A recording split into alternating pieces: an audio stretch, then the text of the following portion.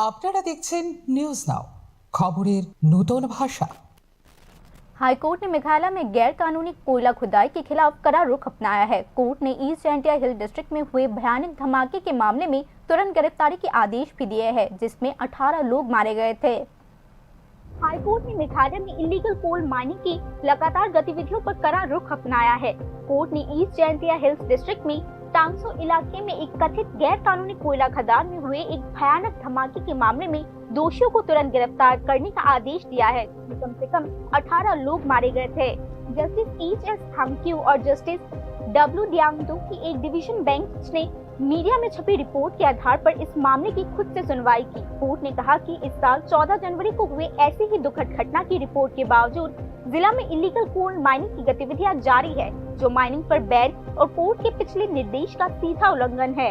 ऐसे हादसों का बार बार होना गंभीर प्रशासनिक नाकामी को दिखाती है। इस मामले में कोर्ट ने ईस्ट जैंतिया हिल्स डिस्ट्रिक्ट के डिप्टी कमिश्नर और सुप्रिंटेंडेंट ऑफ पुलिस को तुरंत कार्यवाही करने का निर्देश दिया है। कोर्ट ने खदान मालिक, ऑपरेटर और इलीगल माइनिंग से जुड़े सभी लोगों की पहचान करके उन्हें गिरफ्तार करने और सभी संबंधित उपकरण, दस्तावेज और आपराधिक सबूत जब्त करने का निर्देश भी दिया है। कोर्ट ने निर्देश दिया कि धमाके में घायल और प्रभावित लोगों को तुरंत मेडिकल मदद और जरूरी राहत दी जाए।